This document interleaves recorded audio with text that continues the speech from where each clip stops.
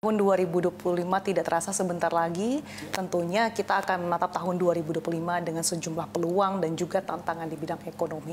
Apa saja Pak visi utama untuk perekonomian di tahun 2025 mendatang?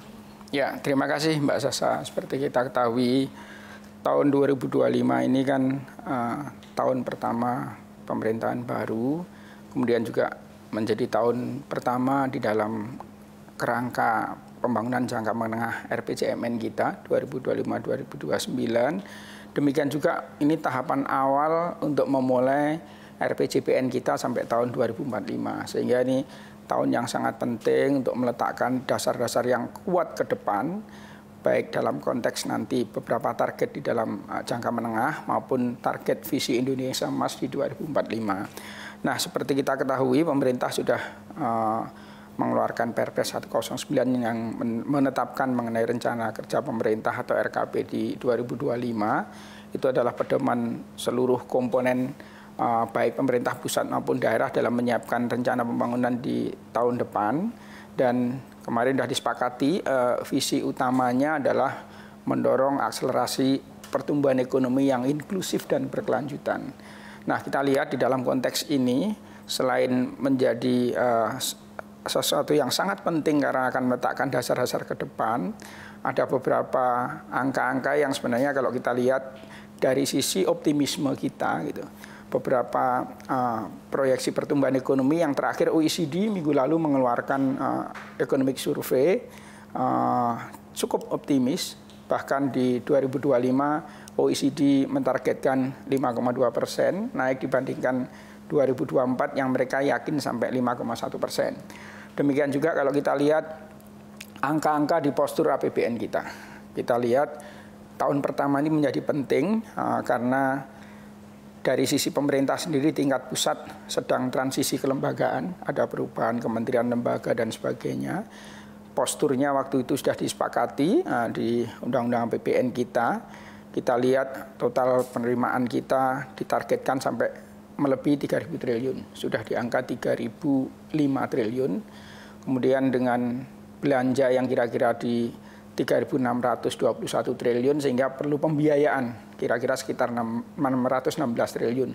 Kalau dari sisi defisit APBN-nya kurang lebih sebesar 2,53%. Nah, melihat angka-angka ini sebenarnya kita cukup optimis, walaupun tadi Mbak Sasa menyampaikan tantangan globalnya luar biasa. Nanti kita akan bedah satu persatu bagaimana tensi geopolitik, perubahan pemerintahan di sebagian besar negara dan sebagainya, yang pada akhirnya kita akan melihat bahwa resiliensi ekonomi kita akan diuji.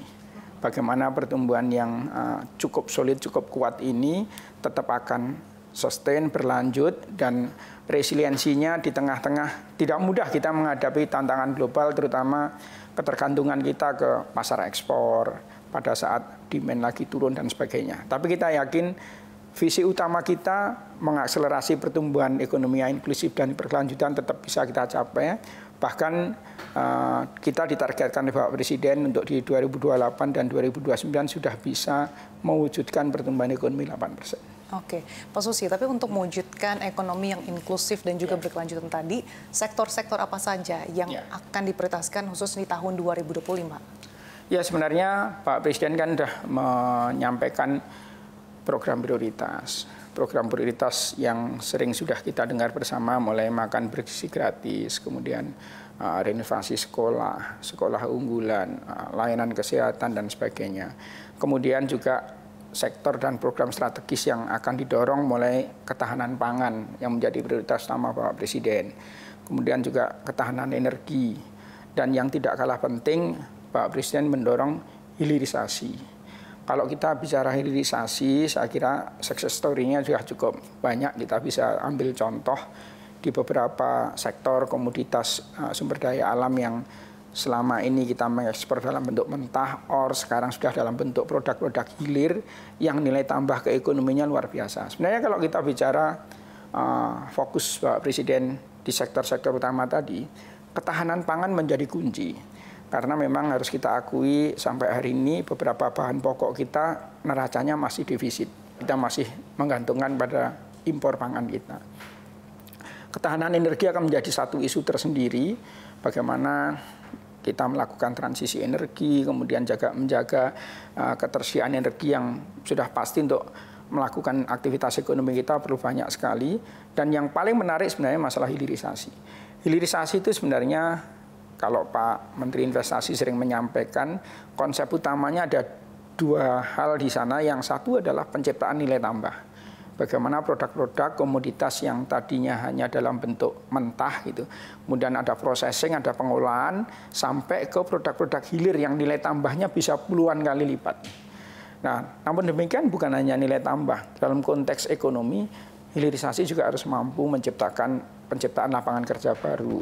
Karena kan populasi penduduk kita juga cukup besar, sehingga juga memerlukan lapangan kerja. Jadi secara umum fokus kita ke itu tadi, beberapa program prioritas Bapak Presiden, kemudian sektor-sektor yang menjadi fokus juga kurang lebihnya tadi, ketahanan pangan, ketahanan energi, mendorong hilirisasi, khususnya industri manufaktur.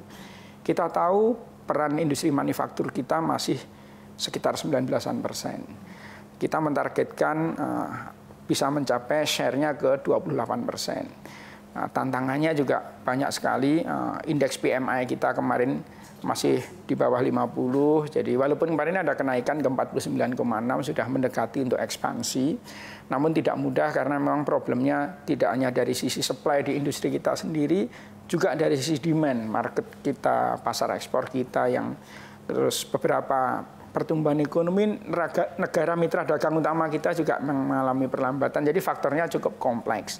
Tapi kalau melihat tadi kembali ke beberapa outlook dan proyeksi dari beberapa lembaga internasional, baik di World Economic Outlook-nya IMF maupun terakhir kemarin OECD, sepertinya semuanya masih akan sangat optimis. Indonesia tahun depan masih akan mampu tumbuh sulit di angka 5,2%. Targetnya 5,2%. 5,2%. Persis seperti di target APBN kita yang diasumsi makronya juga 5,2%. Bagaimana kombinasi tadi Pak antara target ketahanan pangan, energi, kemudian terkait dengan bagaimana program makan bergizi gratis, ini semua bisa turut menopang pertumbuhan ekonomi di 5,2%.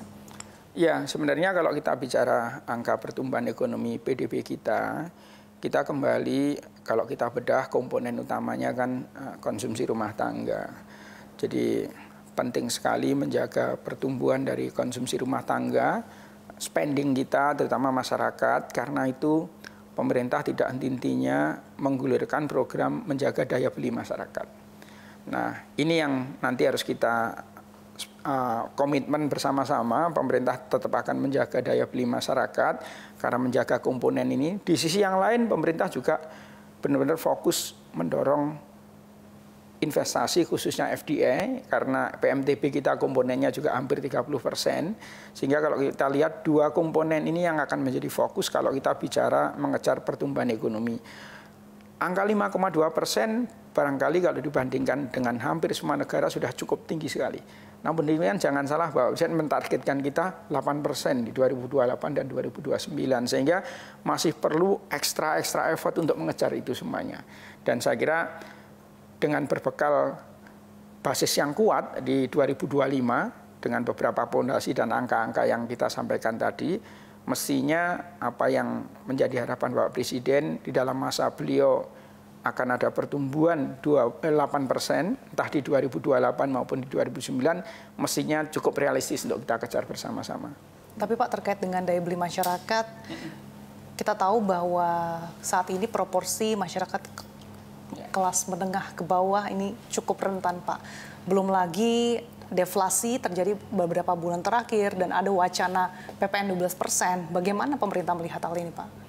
Ya, seperti yang tadi saya sampaikan di awal, karena komponen utama pertumbuhan kita adalah konsumsi rumah tangga, demikian juga kita akan mengandalkan bagaimana menarik investasi. Nah, khusus untuk menjaga pertumbuhan konsumsi rumah tangga ini, pemerintah juga pasti akan menggulirkan berbagai insentif, termasuk insentif fiskal untuk kelas menengah, demikian juga beberapa program bantuan perlindungan sosial, bantuan sosial untuk kelas bawah desil 1 sampai 4. Nah, kalau kita lihat bicara mengenai kelas menengah Indonesia, memang sebenarnya ini kalau kita lihat dari populasi yang ada, memang sebagian besar ini menjadi kekuatan di dalam menopang pertumbuhan ekonomi dan aktivitas ekonomi kita semuanya. Karena itulah di tengah berbagai kebijakan yang memang sudah kita rancang sebelumnya, seperti penetapan PPN 12% dan sebagainya, kan kemarin pemerintah sudah menyampaikan bahwa pengenaannya akan secara selektif dan sebagainya. Semuanya ujung-ujungnya adalah pada intinya menjaga daya beli masyarakat kita. Demikian juga dari sisi supply nanti industri manufakturnya juga supaya tetap bisa survive di dalam menghadapi berbagai tantangan global tadi. Nah, khusus mengenai kelas menengah sendiri, selain berbagai skema yang sudah disiapkan oleh pemerintah, sekarang kita juga sedang mengkaji berbagai insentif fiskal.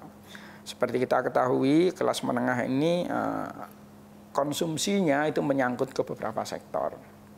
Yang pertama, sektor properti perumahan misalkan. Pemerintah sejak tahun lalu sudah mengenalkan insentif yang namanya PPN DTP, ditanggung pemerintah. Dan ternyata realisasinya luar biasa. Sektor properti perumahan ini pada saat kita siapkan satu insentif, selalu realisasinya kepakai semuanya. Beda dengan beberapa sektor yang lain. Artinya kita alokasikan katakan kemarin untuk PPN DTP 2,8 triliun itu. Sampai dengan Oktober sudah hampir 100% gitu. Jadi cukup baik penyerapannya. Kemudian juga beberapa insentif skema pembiayaan perumahan misalkan. Bahkan baru sampai September Oktober sudah habis gitu.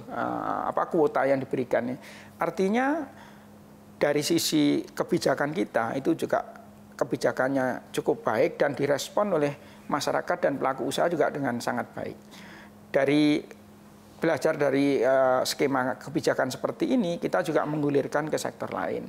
Sebagai contoh, sektor otomotif. Kalangan kelas menengah adalah salah satu konsumen. Kalau kita lihat, karakter kelas menengah kita itu konsumsinya lebih banyak di sektor non-makanan. Beda dengan kelas yang rentan atau yang kelas miskin atau yang di bawah kelas menengah. Lebih banyak konsumsi di sektor makanan. Kalau kelas menengah non makanan dan sudah mulai ke kebutuhan sekunder dan tersier. Karena itu selama beberapa waktu ini yang kita dorong adalah sektor properti perumahan, sektor otomotif dan beberapa sektor jasa yang barangkali nanti bisa berpengaruh langsung pada kelas menengah kita. Seperti apa? Jadi sebenarnya gini, kalau kita lihat bagaimana pemerintah akan mengupayakan betul-betul menjaga daya beli dan kemampuan kelas menengah dalam melakukan spending. Jadi di sisi demand sendiri kita tetap menjaga, kita create dengan memberikan insentif-insentif tadi. Sementara di pekerja sendiri, pemerintah juga menyiapkan kebijakan misalkan insentif untuk pajak penghasilan pasal 21-nya misalkan. Jadi dua sisi, di sisi demand dan supply-nya sama-sama kita jaga. Dan bukan hal baru ini. Kalau kita lihat di masa pandemi, dalam konteks pemerintah menjaga daya beli, kalau ingat dulu ada yang namanya BSU, bantuan subsidi upah. Kemudian PPh pasal 21 DTP. Jadi PPh yang dikenakan terhadap pekerja ditanggung oleh pemerintah. Dan beberapa misalkan skema untuk UMKM. Itu juga waktu itu kita kenalkan PPh finalnya 0,5% sempat juga ditanggung pemerintah. Artinya skema-skema ini sudah kita pernah terapkan dan hasilnya cukup baik. Nah, pada saat kita butuh kembali seperti itu, kebijakan ini bukan hal yang baru dan terbukti sebenarnya sudah pernah jalan dan hasilnya baik. Tinggal kita menghitung, saya kira Bu Menteri Keuangan yang selalu mengingatkan kita kapasitas fiskal kita. Jangan sampai nanti terlalu banyak ke sana juga. Kemudian nanti kita untuk pembiayaan ekonomi kita selisih antara penerimaan dan belanja kita cukup tinggi sehingga pembiayaan dan utang kita akan menjadi tinggi. Nah itu yang harus kita jaga, balancing antara kebutuhan mendorong tadi tetap menjaga daya beli, kemudian bagaimana komponen konsumsi tetap kita dorong betul karena itu yang komponen terbesar dalam PDB. Di sisi yang lain kapasitas fiskal kita juga di postur APBN kita juga tetap harus kita jaga.